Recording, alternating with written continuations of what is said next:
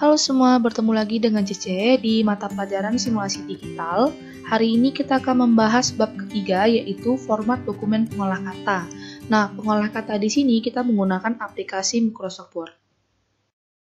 Kompetensi dasar yang akan kita pelajari di bab ini ada dua. Yang pertama, mengevaluasi paragraf deskriptif, argumentatif, naratif, dan persuasif. Jadi kita akan berkenalan dengan 4 paragraf ini. Setelah itu, kita akan mempelajari tentang menyusun kembali format dokumen pengolah kata menggunakan Microsoft Word. Jadi kepada kalian himbauan, wajib ada aplikasi Microsoft Word-nya di laptop maupun di komputernya masing-masing. Oke, kita masuk ke paragraf. Apa sih itu paragraf? Paragraf itu berasal dari kata Yunani, yaitu paragrafos yang berarti menulis. Menurut istilah bahasa Indonesia, paragraf itu suatu kumpulan kesatuan pikiran yang lebih tinggi serta lebih luas daripada kalimat. Sebelum kita mempelajari lebih lanjut, kita harus tahu apa itu paragraf. Nah, paragraf ini adalah susunan dari beberapa kalimat yang berisi sebuah gagasan atau ide. Jadi, paragraf ini berasal dari kata atau kalimat, terus dikumpulkan dan disusun bisa menjadikan sebuah gagasan atau ide. Dari 4 paragraf tadi yang sudah Cece sebutkan, Cece singkat menjadi singkatan desa suara. Kenapa disingkat? Ini supaya kamu gampang mengingatnya. Jadi apa sih desa suara itu? Des itu berarti deskriptif, A argumentatif, sua berarti persuasif, dan ra itu naratif. Nah, ayo kita bahas satu persatu. Yang paling pertama yaitu deskriptif. Apa itu paragraf deskriptif? Paragraf deskriptif adalah jenis paragraf yang menggambarkan objek dan dibuat agar dapat merangsang panca indera sehingga pembaca seolah-olah melihat atau merasakan objek yang digambarkan. Jadi di paragraf deskriptif ini biasanya kita bisa merasakan objek yang digambarkan itu melalui panca inderanya. Misalnya suatu hari seorang wanita itu menggunakan gaun yang sangat cantik berwarna merah. Nah, di situ kita bisa lihat menggunakan panca indera mata. Tergambar sekali bahwa gaun itu berwarna merah yang cantik. Setelah itu, paragraf deskriptif ini adalah hasil dari observasi atau pengamatan. Jadi, informasi yang digunakan untuk menggambarkan suatu objek harus secara jelas dan sesuai fakta dari data yang ada pada objek tersebut. Ciri-ciri paragraf deskriptif itu ada 4. Yang pertama, paragraf deskriptif memvisualisasikan objek, benda, tempat, atau suasana. Yang kedua itu melibatkan panca indera. Nah, panca indera itu seperti mata, hidung, mulut, dan telinga. Ketiga, menjelaskan ciri-ciri fisik dan sifat objek tersebut seperti warna, ukuran, bentuk, dan kepribadian secara terperinci. Dan yang keempat, banyak ditemukan kata-kata atau frase yang bermakna keadaan atau kata sifat. Di sini ada contoh paragraf deskriptif. Mari kita baca. Sungai Ciliwung terletak di Jakarta. Sungai ini mengalir di seluruh Jakarta. Sayangnya, Sungai Ciliwung dipenuhi tumpukan sampah. Tumpukan sampah di sungai dihinggapi lalat.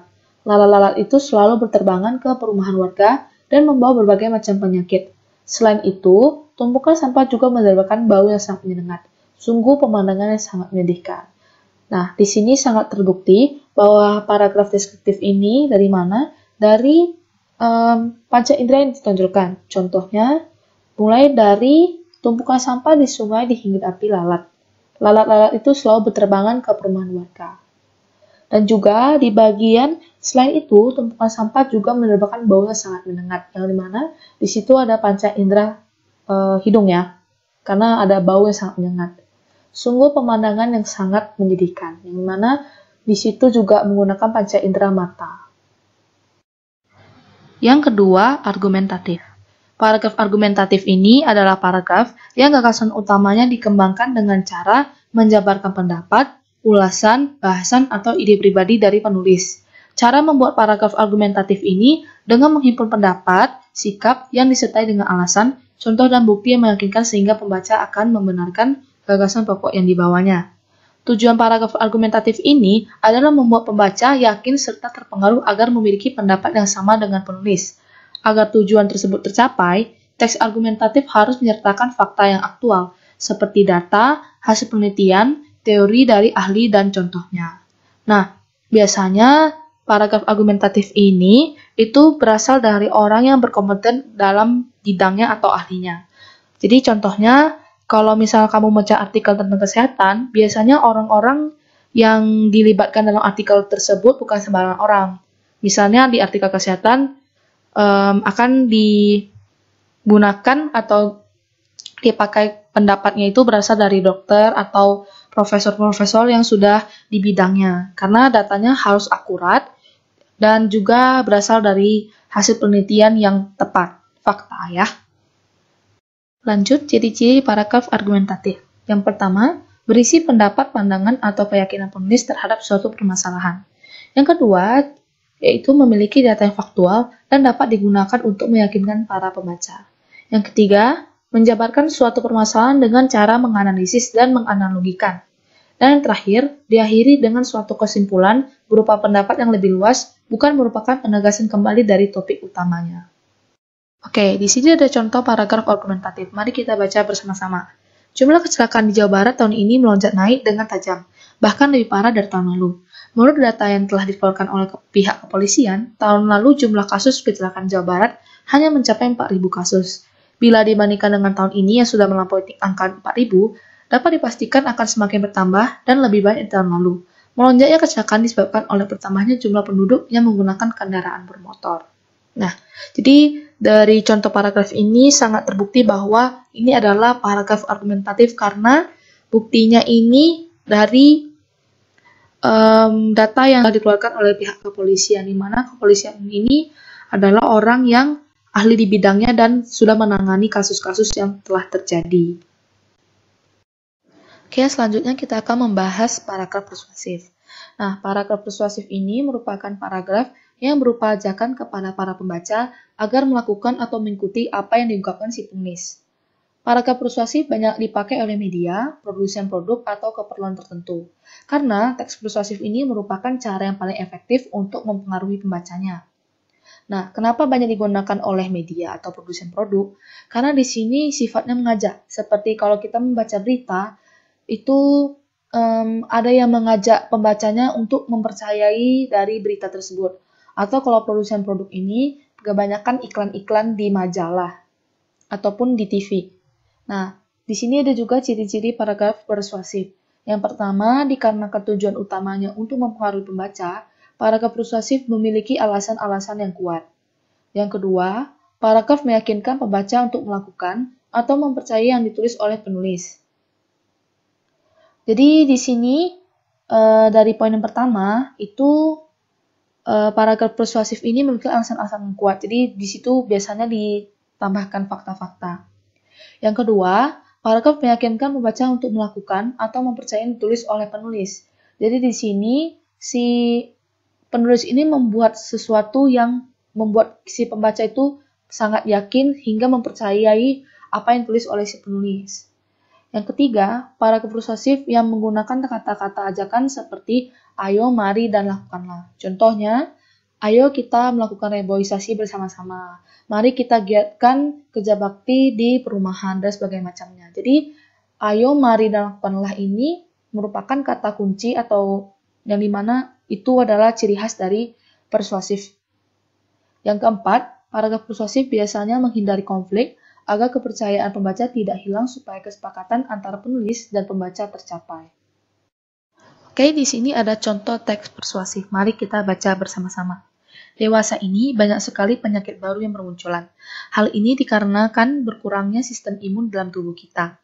Jika sistem imun di dalam tubuh melemah, maka tubuh melemah dan terkena penyakit. Selain itu, makanan-makanan yang kita konsumsi tidak mengandung vitamin dan mineral yang baik. Bahkan saat ini telah banyak makanan-makanan yang tidak sehat. Terlebih lagi dengan padatnya aktivitas, membuat kita tidak bisa memiliki waktu untuk berolahraga. Akibatnya, tubuh menjadi lemah dan mudah terserang penyakit. Padahal olahraga sangatlah baik untuk kesehatan.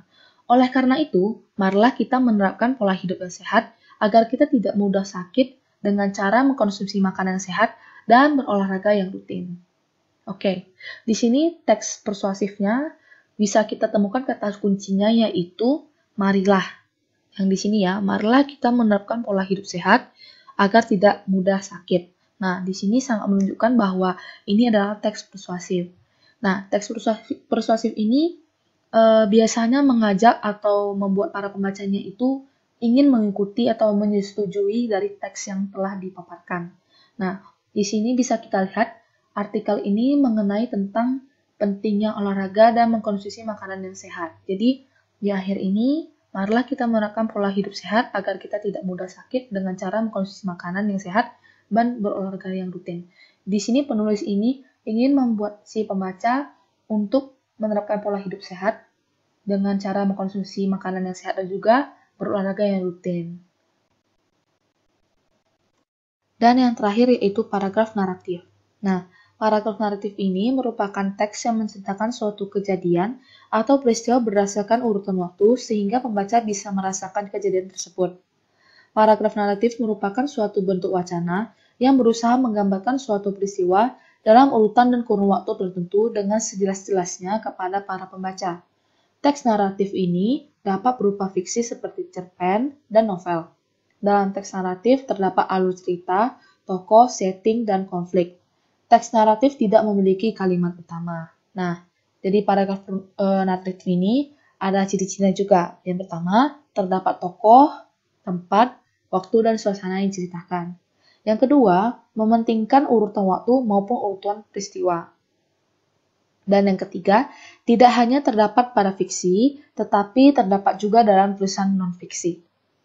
Kalau sudah tahu ya bedanya fiksi dan non-fiksi, fiksi adalah cerita yang dibuat atau tidak nyata, sedangkan non-fiksi adalah cerita yang nyata atau biasa disebut dengan based on true story. Oke, di sini ada contoh paragraf naratif. Mari kita baca bersama-sama. Pergilah Arya ke pasar menggunakan sepeda ontelnya. Sesampainya di pasar, dia membeli kebutuhan hidup bersama ayahnya yang sakit-sakitan. Setelah semua barang terbeli, dia kembali menggayuh sepeda ontelnya untuk segera pulang ke rumahnya yang hanya berupa sebuah gubuk kecil yang berada di pinggir sungai. Nah, dari teks di sini sudah kelihatan bahwa teks ini adalah teks atau paragraf di sini adalah paragraf naratif. Karena si Arya ini merupakan tokoh ya. Di sini ada tokoh yaitu si Arya dan juga ayahnya. Setelah itu, alur cerita di sini lebih jelas karena dari pertama Arya ini ke pasar, lalu dia membeli kebutuhan di pasar. Setelah itu, setelah barang terbeli, dia kembali ke rumahnya. Nah, dan juga di sini ada juga tempatnya yang dijelaskan lumayan detail. Pertama, dia ke pasar, setelah itu dia pulang ke rumah yang dimana rumahnya ini adalah gubuk kecil yang berada di pinggir sungai. Jadi di situ sudah terlihat bahwa ada suasana ataupun tempat yang diceritakan. Oke, untuk pertemuan kali ini sampai di sini dulu. Semoga kalian paham. Jangan lupa kalau misalnya ada yang tidak dimengerti silahkan chat CC Japri atau komen di Classroom. Sampai jumpa di pertemuan selanjutnya.